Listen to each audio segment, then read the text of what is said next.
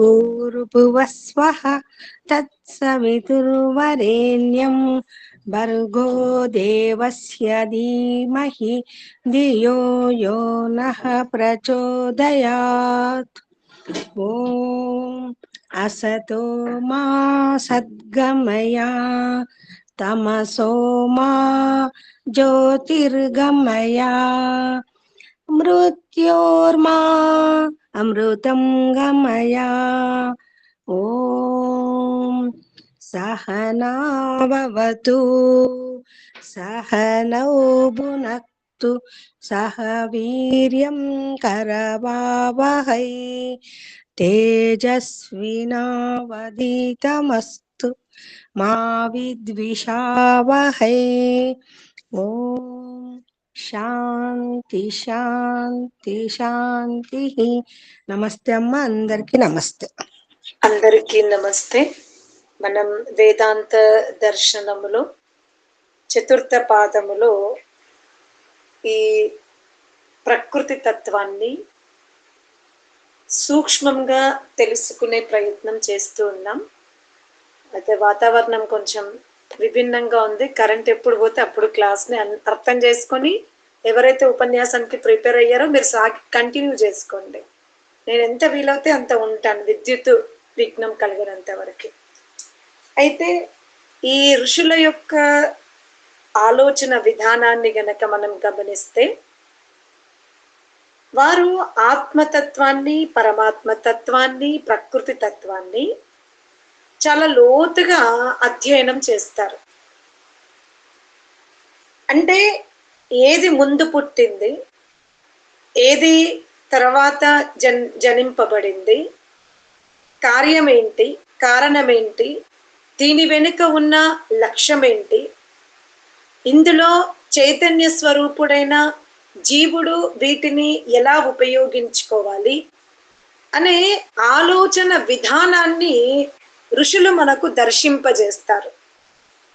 అందుకనే ఆర్య సమాజ క్షేత్రములో విగ్రహారాధనని ఖండించడానికి మూల కారణం ఇదే. మనము స్తుతి అంటే ఈశ్వరులో ఉన్నటువంటి గుణకర్మ స్వభావాలను స్తుతించాలి అంటే, వర్ణించాలి అంటే అంతర్గతమైనటువంటి స్వరూపాన్ని మనం ఆస్వాదించగలగాలి. ఇప్పుడు ఒక వ్యక్తి యొక్క స్వభావాన్ని మనం అత్యంత సమీపమున చూడకుండా వర్ణించినట్టయితే అందులో దాదాపు అసత్యపు మాటలే ఉంటవి. తర్వాత ఎవరైనా మీరు ఇది వర్ణించారండి కానీ వారిలో ఈ స్వభావం లేదు అన్నప్పుడు మనం కొన్నిసార్లు నాలుకను కొరుక్కోవడమో, తలదించుకోవడమో, అయ్యో పొరపాటైందే అనే భావన మనలో కలుగుతూ ఉంటుంది. అందుకనే ఋషులు ఈశ్వరీయ స్వరూపాన్ని ఒక వ్యక్తికి కలిగిన అనుభూతితో ఆరాధించడానికి ఒప్పుకోరు. ఒక వ్యక్తికి ఒక అనుభూతి కలిగింది, అందుకే వినాయక విగ్రహం తయారైంది. ఆ వినాయక విగ్రహాన్ని లోకమాన్య బాల్ గంగాధర్ తిలక్ గారు దేశ స్వాతంత్రం కోసం దాన్ని ఆధారం చేసుకున్నాడు. ఆంగ్లేయులకి సమాధానం ఇవ్వడానికి అదొక ఉత్సవముగా తీసుకున్నాడు. అంటే అతను ప్రారంభించిన ఆ విగ్రహ ఉత్సవము, దాని వెనుక ఉన్న లక్ష్యం వేరు. శిల్పకారుడు భగవత్ స్వరూపాన్ని, అగ్ని స్వరూపాన్ని వర్ణించినప్పుడు అతనిలో ఉన్న భావము వేరు. కానీ ఈనాడు మనం ఆరాధిస్తున్నామే ఆ వినాయకుణ్ణి ఈశ్వర స్వరూప స్థానములో పెట్టి, అందులో ఆ పర్వము నాడు ఉపయోగించుకునే ఏవైతే వనమూలికలు ఉన్నాయో, మనం ఒక పర్వమును తీసుకుంటే, ఆ విగ్రహాన్ని తీసుకుంటే అందులో ఆధ్యాత్మికము ఉంది. ఏంటి అంటే, జీవుడు ఎప్పుడైతే వినడం ఎక్కువ నేర్చుకుంటాడో, అంటే శ్రవణం ఎక్కువ, వేదాది శాస్త్రములను శ్రవణం చేసుకుంటాడో. ఘ్రాణం అంటే ఆ ఏనుగు యొక్క తొండమును పెట్టి ఏదైతే వర్ణన జరుగుతుందో అక్కడ, అది ఆధ్యాత్మికంగా మీకు ఏం సూచన ఇస్తుంది అంటే, నువ్వు శ్రవణం వేదాది శాస్త్రములను వినుము అంటే నువ్వు జ్ఞానివి కాదని కాదు. నువ్వు మాట్లాడే ముందు, ఆచరించే ముందు, ఇతరులకు చెప్పాలని అనుకున్నప్పుడు దానికంటే పూర్వము నువ్వు చేయవలసింది ఏమిటి అంటే శ్రవణం విను, వేదాది శాస్త్రములను వినుము. ఆ తర్వాత ఆ ఏనుగు యొక్క ముక్కు పుటమును ఎందుకు చూపించాడు శిల్పకారుడు అంటే సూక్ష్మంగా గ్రహించుము. ఎప్పుడైనా కొన్ని పదార్థాలని వాసన చూడమంటే దాంట్లో ఏమేమి గంధం ఉందో చెప్పాలి అంటే మనం చాలా సూక్ష్మంగా దాన్ని పీల్చుకోవాల్సి వస్తుంది. తొందరపడి వర్ణించలేము ఆ పదార్థాన్ని. అందులో జీలకర్ర పొడి ఉంటది, మెంతి పొడి ఉంటది, చింతపండు ఉంటది, ఇలా ఎన్నో ఉంటవి. అందులో రుచి చూడమనలేదు, వాసన చూడమన్నారు. అంటే మానవ జన్మలో మనము సూక్ష్మ గ్రాహకులం అవ్వాలి. ఆ తర్వాత మీరు వినాయకుడిని చూస్తే ముక్కు డామినేట్ చేస్తుంది, మూతి చెయ్యదు. అంటే ఎక్కువ విను, ఎక్కువ గ్రహించు, తక్కువగా మాట్లాడు. ఎక్కువ విను, ఎక్కువ గ్రహించు అంటే కర్ణేంద్రియమున కంటే గ్రానేంద్రియమున కంటే అక్కడ వాగేంద్రియమును చాలా చిన్నదిగా చూపిస్తారు. తర్వాత చక్షురింద్రియం. వినాయకుడి యొక్క విగ్రహములో చక్షువుని, వాక్కుని చాలా చిన్నగా చూపిస్తారు. అంటే లోతైన చూపు గలవాడివి అగుము, లోతుగా మేలుకువతో ఉండగలిగే శక్తి స్వరూపడం అవ్వు. అతని ఉదరాన్ని చాలా దీర్ఘముగా చూపిస్తాడు శిల్పకారుడు అక్కడ. అంటే ఇతరుల యొక్క సమస్యలని అవహేళన చెయ్యకు. ఒక అంశాన్ని నిర్ణయం తీసుకునేటప్పుడు కూర్చొని చర్చించుము అని ఆ ఉదర భాగం మనకు చెప్తుంది. ఇక హస్తములను చూడండి. అనేక ఆయుధాలని, పుష్పాలని, తర్వాత వినాయకుడి యొక్క హస్తములో ఎప్పుడు కూడా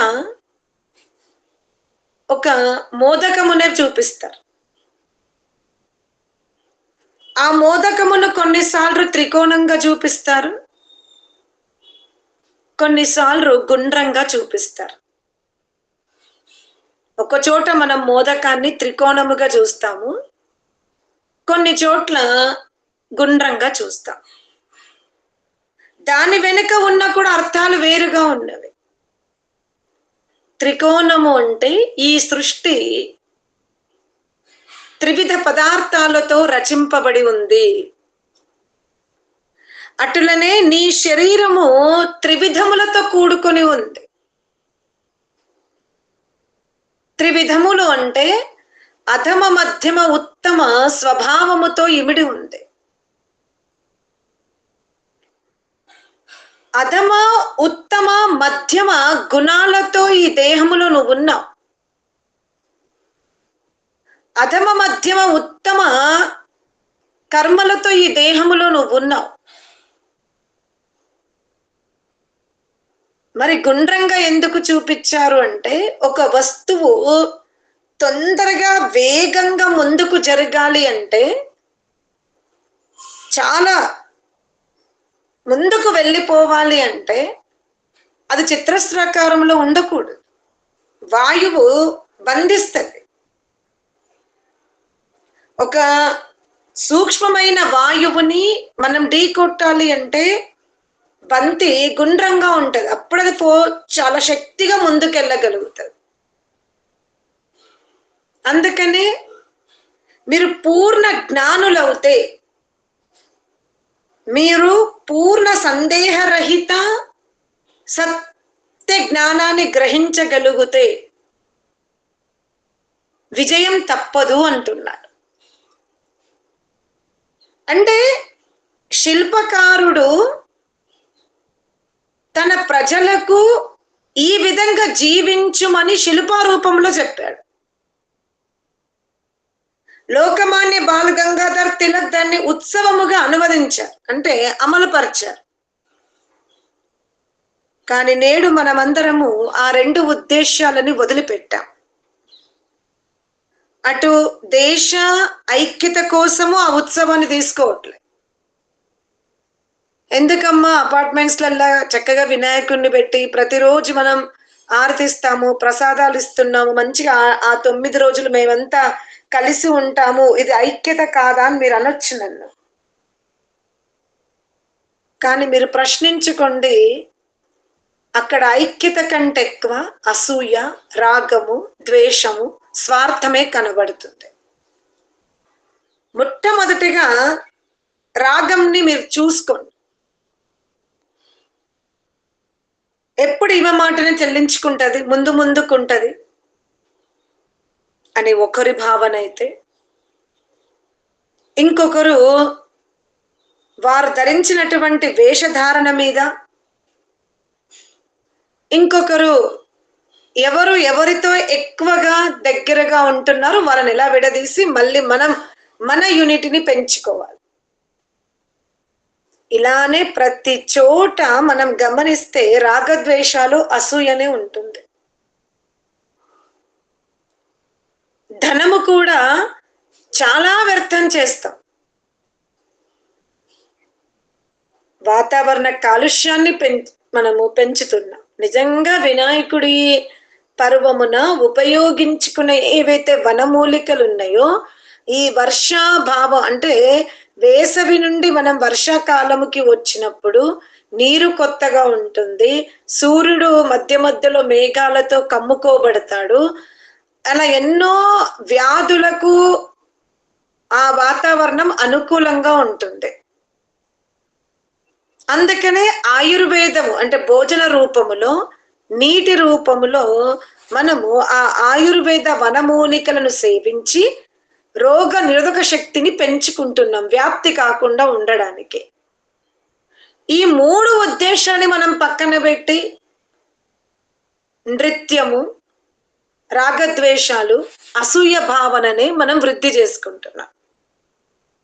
అందుకనే మహర్షులు ఉత్సవాలకి ప్రోత్సహించరు. అంటే ఉత్సవాలని వద్దని చెప్పరు, కానీ ప్రోత్సహించరు.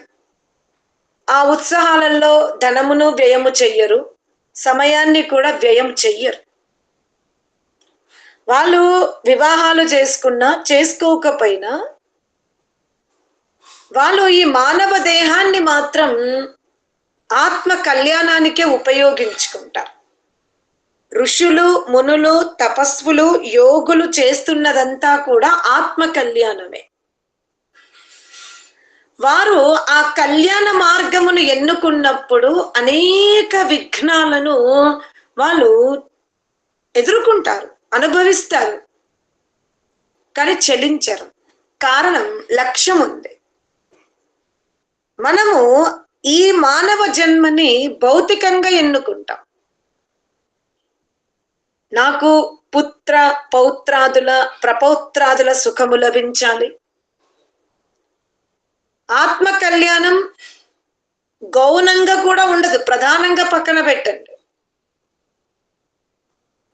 గౌనంలో కూడా ఆత్మ ఉండదు, కేవలం వస్తు సామాగ్రి, ప్రధానముగా ఉంటుంది మానవ జీవితంలో.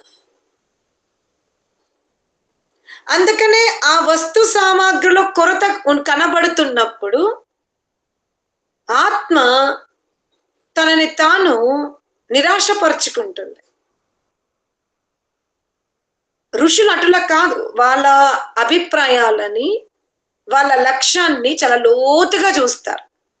అందుకే ఏమంటున్నాడంటే, ఇప్పుడు మనము ఇంతవరకు ఈ దేవుడే సృష్టి రచించాడు అన్న వరకు తీసుకున్నాం. కానీ మనం ఈ సాంఖ్య వేదాంత యోగ దర్శనాలని చదువుతూ ఉన్నప్పుడు ప్రకృతి ఎలా వికసింపబడుతుందో, అది అందులో ఎలా లయమవుతుందో ఆ దృక్పథం ఉంది ఋషులది, చాలా అద్భుతంగా ఉంది. పంచభూతాలు ముందు జనింపబడ్డాయా, ఇంద్రియాలు ముందు జనింపబడ్డాయా అని ప్రశ్నిస్తాడు. మరి సమాధానం కూడా ఋషులే ఇస్తారు. మనం ఏమనుకున్నాము, చాలాసార్లు మనమంతా భ్రమలో ఉంటాం. ఏమని? భూమి యొక్క స్వభావం గంధము గనక భూమి నుండే గంధం పుట్టింది అనుకుంటాం. ఎందుకంటే పృథివీ గంధవతి అంటాం. పృథివీ యందు గంధ గుణము కలదు అన్నాం. కానీ వేదాంతకారుడు ఏమంటాడు? గంధేన పృథివీ జాయతే అంటాడు. గంధ తనుమాత్ర ద్వారానే పృథివీ యొక్క ఉత్పత్తి జరిగింది అంటాడు. ముందు తన్మాత్రల జన్మింపబడ్డవి, తన్మాత్రల తర్వాతనే పృథివ్యాది మహాభూతములు వచ్చినవి అంటాడు. అడుగుతూ ఇక్కడ అడుగుతున్నాడు, అనవశ్చ, అసలు ఏవి ముందు పుట్టినవి? పంచ తన్మాత్రలు ముందు పుట్టినవా, పంచ భూతములు ముందు పుట్టినవా అంటే ఋషి చెప్తున్నాడు, లేదు, ఎక్కడ కూడా కార్యం నుంచి కారణము అనేది ఉండదు, కారణము నుంచే కార్యం ఉంటుంది. లోకమున మనం ఒక వివాహ సంస్కారం తీసుకున్నాం అనుకోండి. వివాహ సంస్కారము ఎందుకు జరుగుతుంది అంటే మీరందరూ ఏమంటారు? సంతాన ఉత్పత్తి అంటారు. ఇంకొక చోట సంతానమును చూసి, అంటే సంతానం అనే కార్యమును చూసి వివాహం అనే కారణాన్ని తెలుసుకోగలుగుతాం. ఓకే, ఈ బాలుడి యొక్క అమ్మ నాన్న ఎవరు అని తెలుసుకోగలుగుతాం. కానీ బాలుడితో వివాహం రాలేదు, వివాహం తర్వాతనే బాలుడు వచ్చాడు. అర్థమైందా? కుండతో మట్టి రాలే, మట్టితో కుండ వచ్చింది. వస్త్రముతో తంతువులు రాలే, తంతువులతోనే వస్త్రం తయారైంది. ఆకాశముతో శబ్దం రాలే, శబ్దము నుండే ఆకాశం వచ్చింది.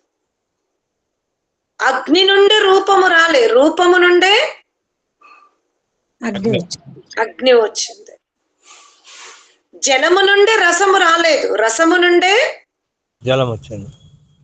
జలం వచ్చింది. అందుకనే జలము తాగినప్పుడు రస అనుభూతి కలుగుతుంది, కానీ జలము నుండి రసము పుట్టదు, రసము నుండే జలము పుట్టింది. అందుకని ఏమంటున్నాడు? ఆకాశాది పంచభూతాలు ముందు జనింపబడ్డాయా, తన్మాత్రలు అంటే ఋషి ఏం చెప్తున్నాడు? తన్మాత్రలే అన్న తర్వాత అక్కడ ఇంకా ఆగడు, ముందుకెళ్తున్నాడు. మీరు ఈ మనము కూడా వర్ణించుకునేటప్పుడు ఏకాదశ ఇంద్రియాలను వర్ణించుకున్నాం, తన్మాత్రల్ని వర్ణించుకుంటాం, పంచభూతాలని వర్ణిస్తాము. పంచభూతాల నుండి అన్నము, అన్నము నుండి రసము, రసము నుండి వీర్యము, వీర్యము నుండి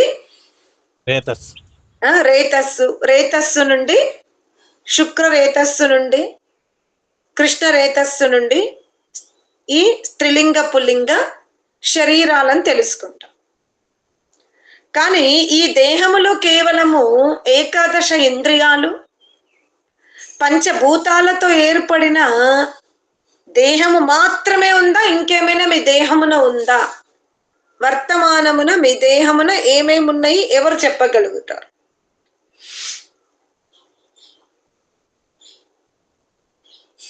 ఏమైంది? వర్తమానమున మీ దేహమున గల పదార్థాలని వర్ణించండి ఒకసారి చూద్దాం. ఎలా ఏమేమి ఉన్నాయి మీ దేహమున? పంచ జ్ఞానేంద్రియాలు, పంచ కర్మేంద్రియాలు, మనసు, బుద్ధి, చిత్తము, అహంకారం, ఏకాదశ ఇంద్రియాలు, ఇంకా రక్తము, మాంసము, మజ్జ,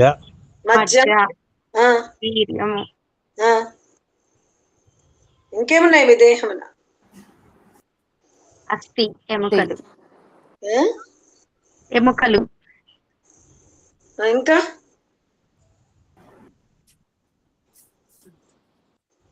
శుక్రము,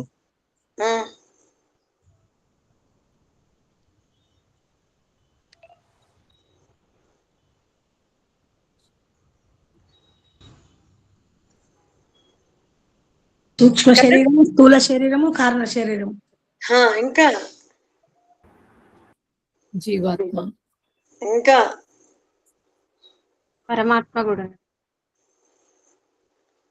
ఇంకా ప్రకృతి, ఇంకా ప్రయత్నించండి. వెంట్రుకలు, గోర్లు, ఇంకా చర్మము, ప్రారబ్ధ కర్మలు, సంచిత కర్మలు, సంచిత కర్మలు, క్రియమాన కర్మలు, క్రియమాన కర్మలు, సంచిత కర్మలు, ప్రారబ్ధ కర్మలు. ఇంకా ఎవరైనా చెప్పగలుగుతున్నారా? శ్వాస ప్రశ్వాస. ధన్యవాదములు. శ్వాస ప్రశ్వాసలు, ప్రాణము కూడా కనబడుతుంది. ఇప్పుడు ప్రశ్నిస్తున్నాడు, ఈ దేహమున ఎన్నో శ్రేష్టమైన పదార్థాలు ఉన్నవి. సత్వరజస్తమసాం సామ్యావస్థ ప్రకృతిలో ఇవన్నీ చెప్పబడి ఉన్నవి, కానీ ప్రాణము గురించి వర్ణన లేదు. అందుకనే ప్రాణము నిత్యమా? అది ఆత్మ వలె ప్రాణము నిత్యమా? అది పుట్టిందా? పుడితే ఎక్కడి నుండి పుట్టింది? ఎందుకంటే ఈ ప్రకృతిలో మీరు మజ్జ అన్నారు, రేతస్సు అన్నారు, పంచ తన్మాత్రలు అన్నారు, పంచ మహాభూతములు అంటున్నారు, అన్నాదులు అన్నారు, రసం అన్నారు, కానీ ప్రాణము గురించి వర్ణన లేదు. అంటే మేము ప్రాణమును నిత్యమనాలా లేదా అనిత్యమనాలా? ప్రాణము కూడా జీవాత్మ వలె నిత్యమా అనిత్యమా? అసలు ఈ ప్రాణము గురించి ఈ సృష్టి ఉత్పత్తి వర్ణనలో, మన దేహ ఉత్పత్తి వర్ణనలో, అలాగే పుంసవన సంస్కారములో కూడా శరీరము వృద్ధి చెందాలి. గర్భము అంటే ఆ స్త్రీ యొక్క భూమికలో ఆ శరీరం దృఢపడాలి అంటే కేవలం పంచభూతాలతో కూడుకున్న దేహమా అది ఆధారం అవుతుందా? అంటే మనం ఆ పుంసవన సంస్కారాన్ని చూసినప్పుడు అక్కడ తిప్పతీగ మర్రి ఊడల యొక్క ఏదైతే రసాయన ప్రక్రియని గ్రానించుము అంటాడో, అంటే శరీరము వృద్ధి చెందాలి అంటే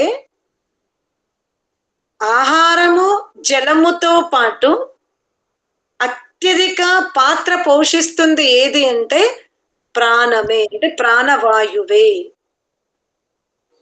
శరీరం బలహీనంగా కాకుండా ఉండాలన్నా, చక్కటి వికసింపబడాలి అన్నా, చక్కటి రూపముతో ఉండాలి అన్నా ఆహారాది పదార్థాలతో పాటు ఆ గర్భిణీ స్త్రీ పీల్చుకునే వాయువు కూడా చాలా ప్రధానముగా ఉన్నది. అందుకని గర్భిణీ స్త్రీ యొక్క సమక్షమున నిరంతరము ఏముండాలి అంటుంది ఆయుర్వేదం? తిప్పతీగని మర్రిగూడలని చెప్తుంది. అంటే ఈ శరీరము దృఢముగా ఉండాలి, ఆరోగ్యంగా ఉండాలి, వికసింపబడాలి, ఇందులో జడత్వము కాకుండా చైతన్యం ఉండాలి అంటే చాలా జీవాత్మ తర్వాత పరమాత్మ తర్వాత ప్రధానమైనది ఏమిటి అంటే ప్రాణశక్తియే. అందుకే ఈ ప్రాణశక్తి అనే చర్చ లోకమున ఎక్కడ జరగదు. ఇప్పుడు నా కళ్ళు, నా ముక్కు, నా చెవులు అంట, కానీ ఎప్పుడు నా ఉదానం, నా సమానం, నా అంటామా? నా నాగం, నా కూర్మ, నా క్రికల, నా ధనంజయ ఎప్పుడైనా అన్నారా? ఎందుకంటే మనకు వాటి మీద ధ్యాసనే ఉండదు.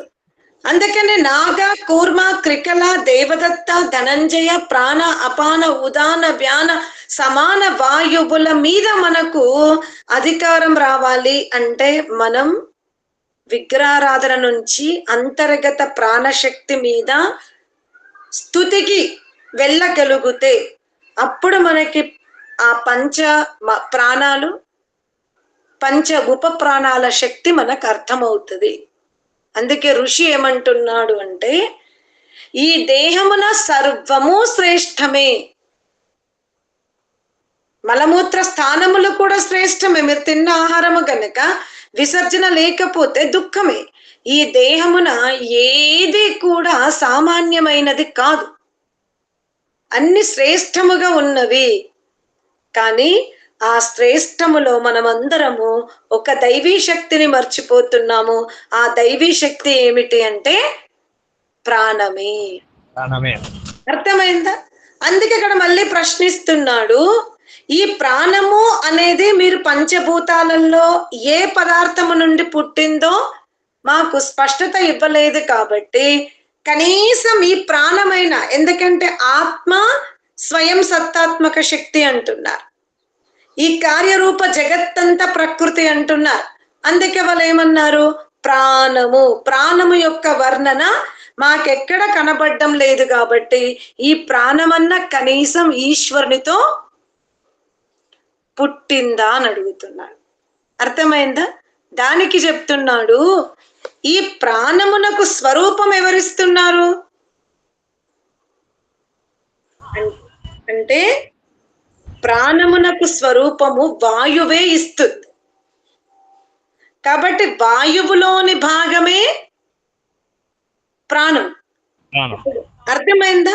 మనము సువర్ణాది ధాతువులు అంటున్నాం. నిజంగా సువర్ణాది ధాతువులు కూడా ఒక రకముగా అన్నాదులే, అవి కూడా భోజన పదార్థాలే. అందుకనే మనకు ఆయుర్వేదం ఏం చెప్తుంది? మీరు భుజించే పాత్ర సువర్ణముతో ఉండాలి. ఎందుకంటే సువర్ణము దేని నుండి జనింపబడింది అంటే పృథివీ నుండి. కావున సువర్ణాది పదార్థములను కూడా రసము కింద తీసుకుంటాడు, ఆహారం కింద తీసుకుంటాడు.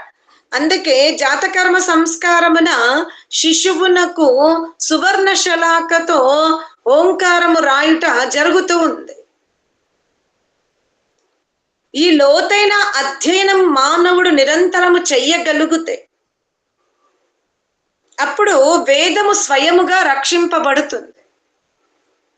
వేదము యొక్క నినాదాలు కాదు జరగవలసింది, వేదము శ్రవణం చెయ్యబడాలి, పఠింపబడాలి. అందుకే ఏమంటున్నాడు? మీరు వినలేదా? ఏ తస్మాత్ జాయతే ప్రాణః ప్రాణః మనః సర్వేంద్రియాణి చ కం వాయుర్జ్యోతిరాపః. అరే సర్వేంద్రియములు, మనస్సు, ప్రాణము, ఆకాశము, వాయువు, అగ్ని, జలము, ఇంద్రుడు ఇవన్నీ కూడా ఎక్కడి నుండి పుట్టినవి? పంచభూతాల నుండే పుట్టినవి. కానీ ప్రాణమును మనం ఏమంటున్నాము? ప్రాణం అంటే వాయువే, కానీ వాయువు యొక్క వికారం కాదు. ఎందుకంటే మనము పంచభూతాలనున్న వాయువుని తీసుకుంటే దాని శక్తి వేరుగా ఉంది. మన శరీరంలో ఉన్న ప్రాణశక్తి వేరుగా ఉంది. వేరుగా ఉంది. ఇది వాయువు తత్వము నుండే పుట్టినప్పటికీ దీని కార్యములు వేరుగా ఉన్నవి. ఎలా వేరుగా ఉన్నవి అనంటే చక్షురాదివత్ సాహశిష్టాదిభ్య. ఇప్పుడు చక్షువులు, కర్ణములు, ఘ్రాణములు, వాక్కులు ఇవన్నీ జీవాత్మకు ఉపకరణాలా కాదా? మాతాజీ ఉపకరణాలే. ఉపకరణాలే, సాధనాలే. అటులనే ప్రాణము, అపానము, వ్యానము, ఉదానము, సమానము, నాగము, కూర్మ, క్రికల, దేవదత్త, ధనంజయ ఇవన్నీ కూడా ఆత్మకు సాధనములే, సాధనములే అని చెప్పే ప్రయత్నం చేస్తున్నాడు. ఓం శాంతి శాంతి శాంతి.